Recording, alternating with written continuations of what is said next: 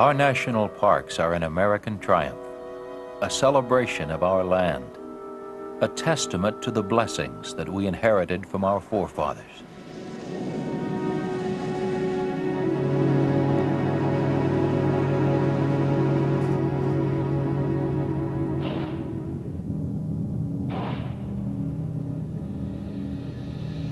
We, the American people, have chosen 50 of our most precious, most irreplaceable, most unique areas and set them aside as preserves, keeping these wild and beautiful places in trust for the future.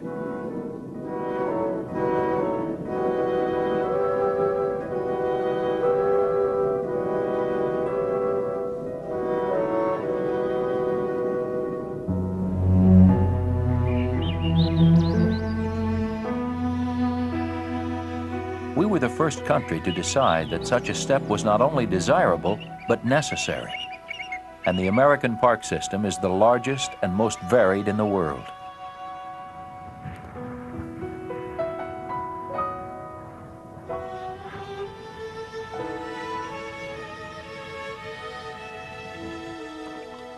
Dark in here. Watch out for this part here.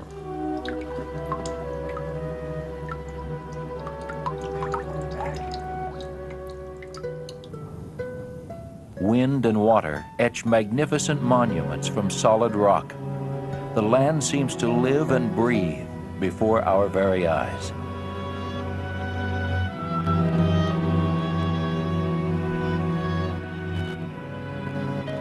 Fascinated, we can contemplate either the differences or the similarities between a rampant forest of sandstone spires and the lush, verdant growth of a rainforest. Our parks provide haven for threatened wildlife and preserve the fragile natural beauty of the wilderness.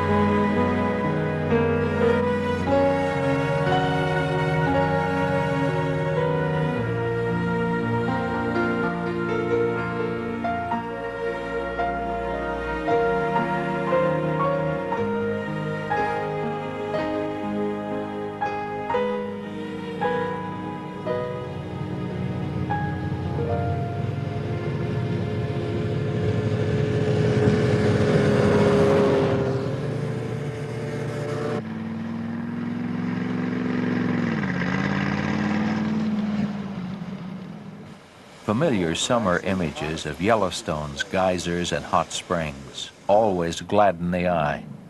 But few realize that in winter, Yellowstone takes on a frosted majesty of unparalleled splendor.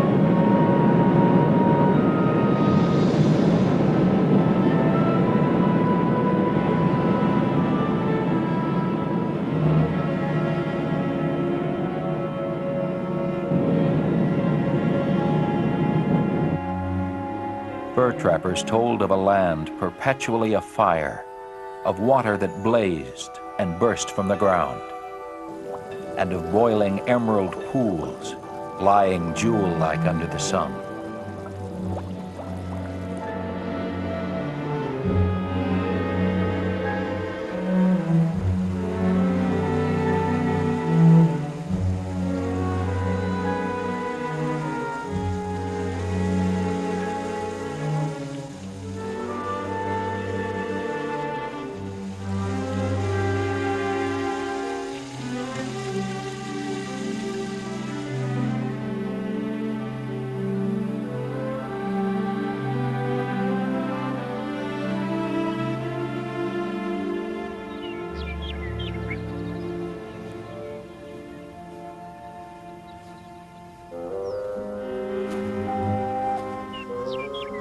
They told of nature's children running free, a land of great bears, and limitless herds of elk and bison.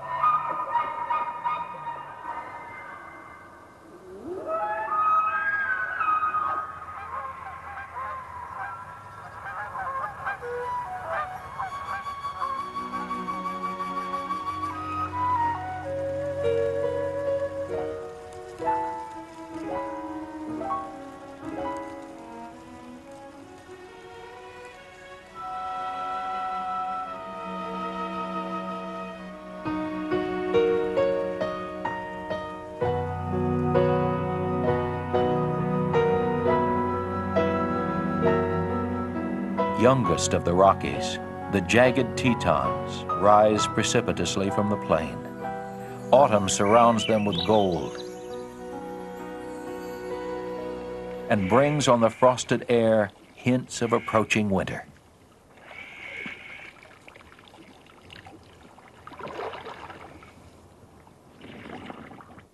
In the valley below, moose and elk can only wait for the impending onslaught of snow.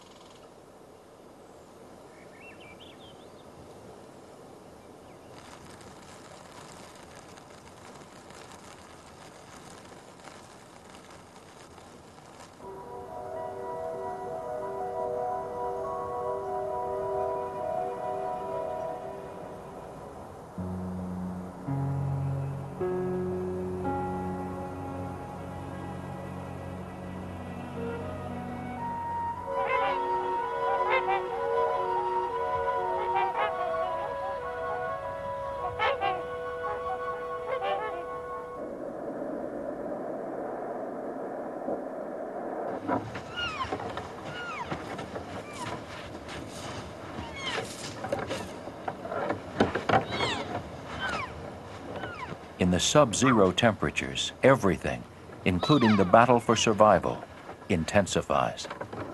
The beauty of winter sometimes masks the harsh reality of an implacable nature.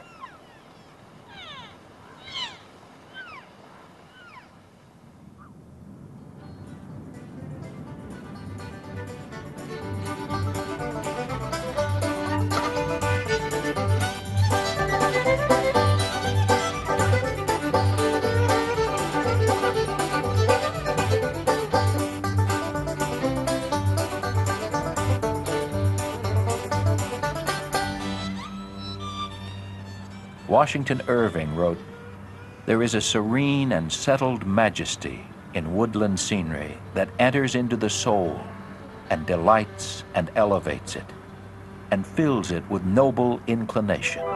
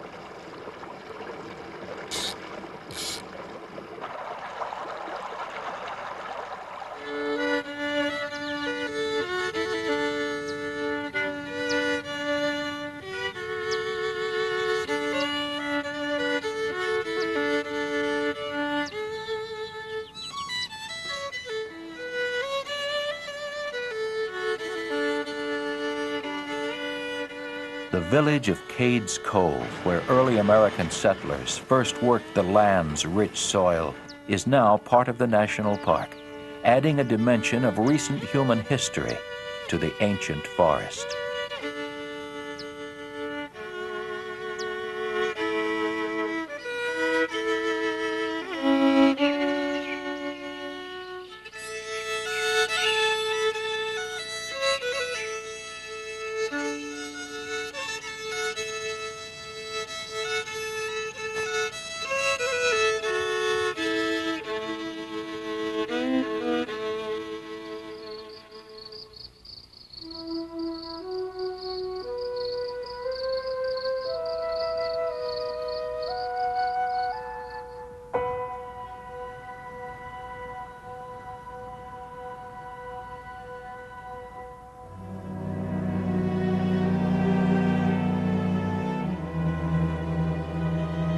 Freeman Tilden, in his book, The National Parks, wrote, "As you journey through Glacier, your impression will be of mountains that are on the march. The transition from the rock fastnesses of the Continental Divide to the limpid and tree-fringed glacial waters will remain always in your memory." Spring in the high reaches of Glacier is a time of melting snow catching the rays of the warming sun.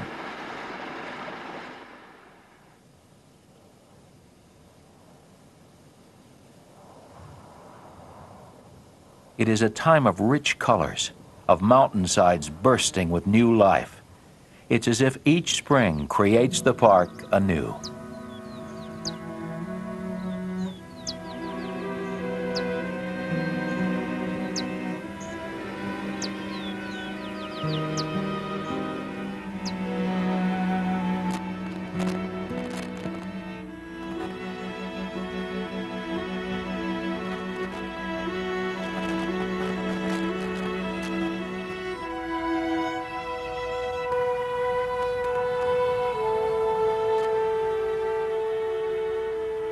Canada's Waterton Lakes Park joined Glacier to form an international peace park, a unique bond of friendship between two countries.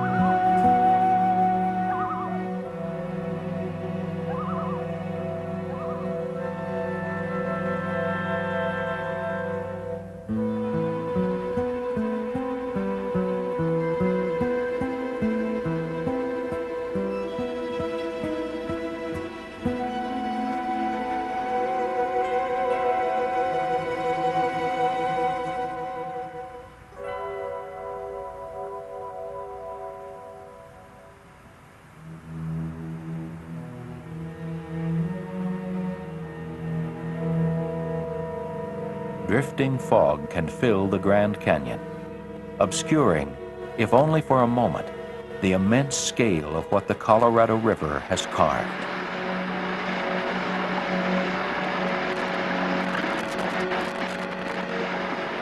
The power of the rushing water can only be appreciated by looking in awe at its handiwork, following the course of the river as it plunges down through the precipitous cliffs it has created.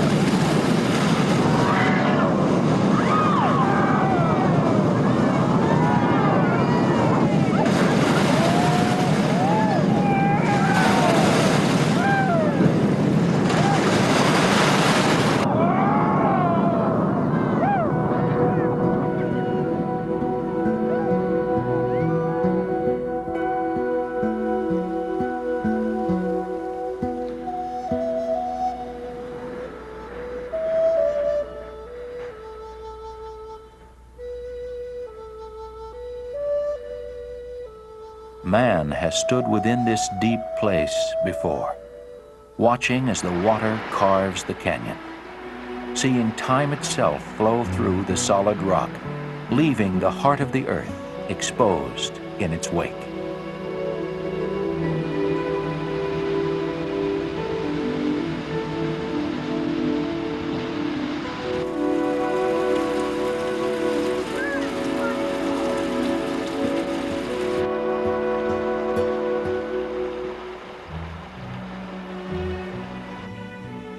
John Wesley Powell, making the first known run through the Grand Canyon, wrote in his journal, "Turning around, we can look through the cleft through which we came and see the river with towering walls beyond.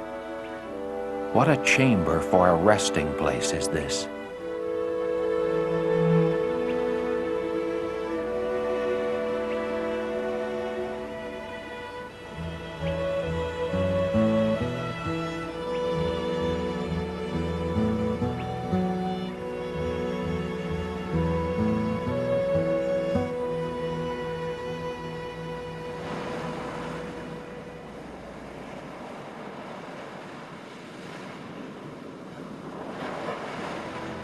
A seacoast, an alpine range, and an amazingly fertile forest combine to create a park where summer and winter can coexist.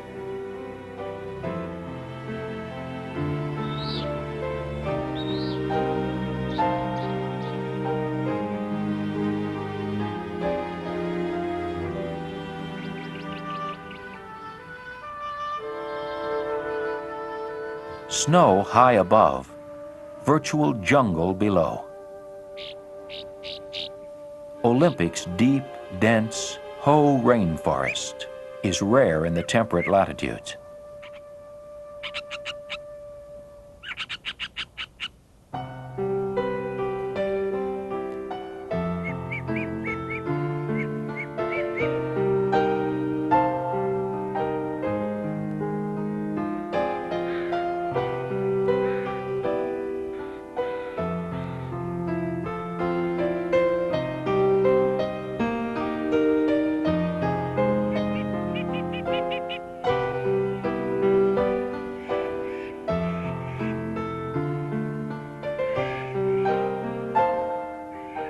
Where the rain falls, there is paradise.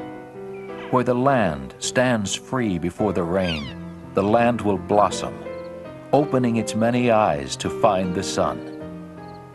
The rain will find its way down through the wilderness, filling valleys with life as it resolutely makes its way back to the sea.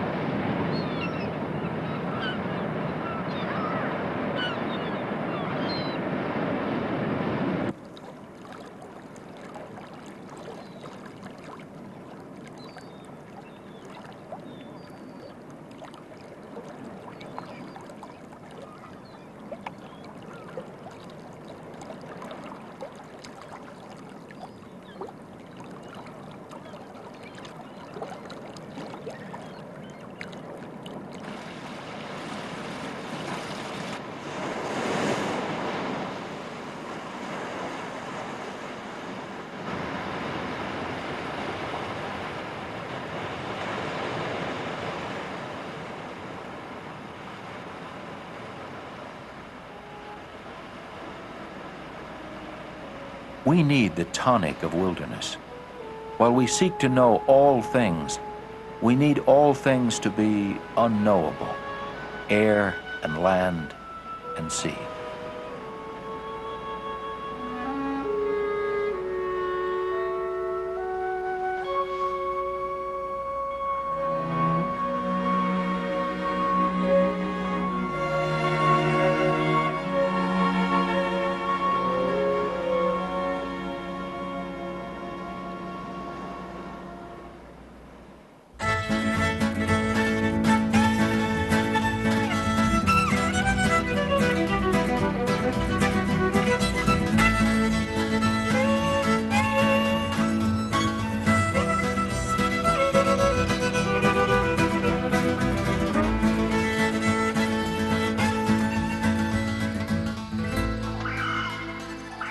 there is a place where earth and water met and joined. A place that could not make up its mind whether to become land or sea, so it became both.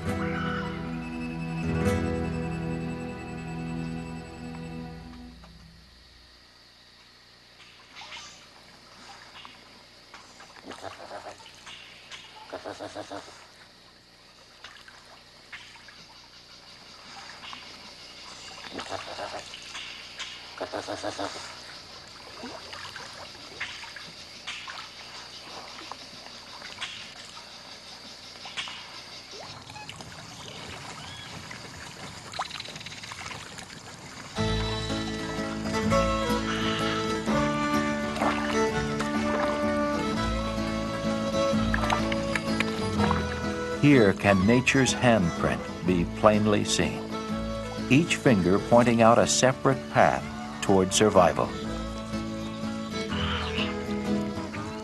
Like the patterns of a fingerprint, the interwoven web of life dances about itself, each element separate and yet irrevocably joined.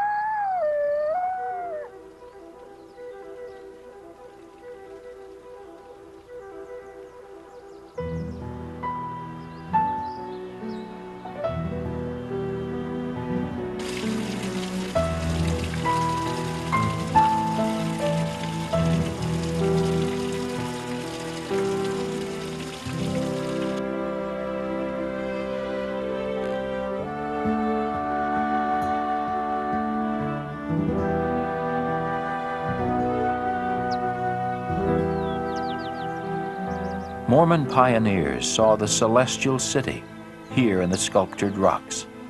They called it Little Zion. The great white throne of Zion reminds us that the Native Americans revered the canyon as a holy place and preserved it from intrusion.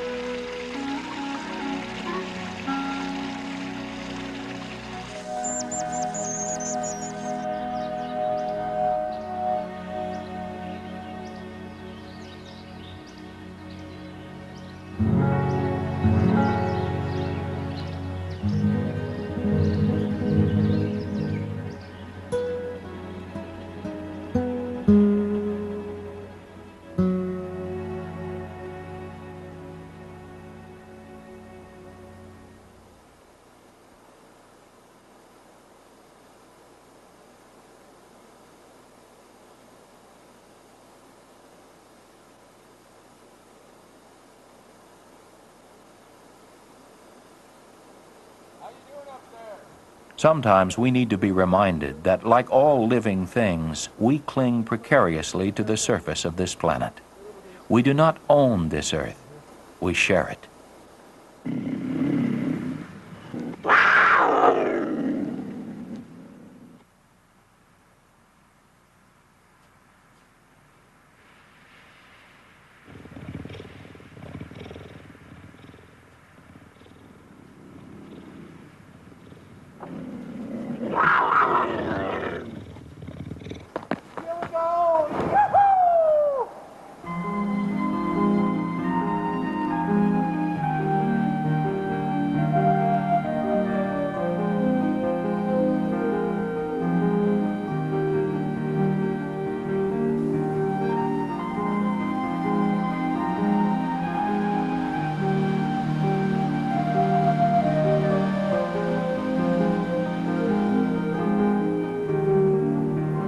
No place is so rare as Yosemite.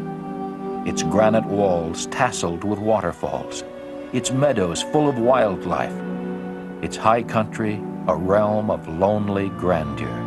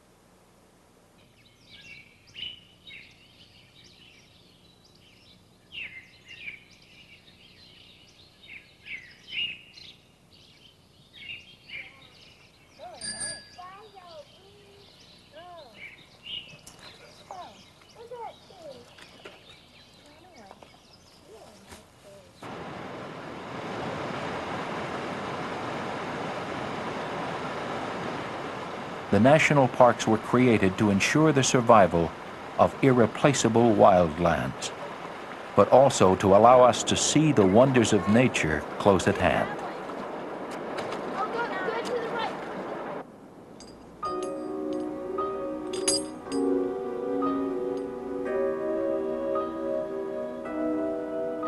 By living for a moment in the midst of these wonders, we will find ourselves all the more eager to preserve them, so that they can continue as they are, haven for both nature and ourselves.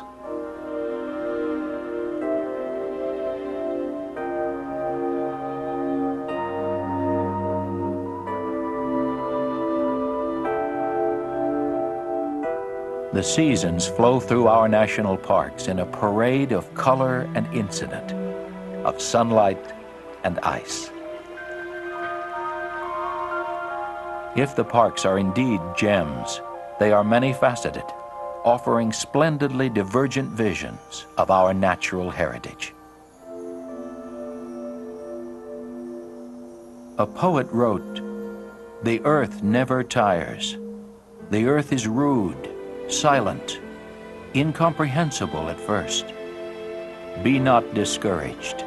Keep on. There are divine things well enveloped. I swear to you, there are divine things more beautiful than words can tell."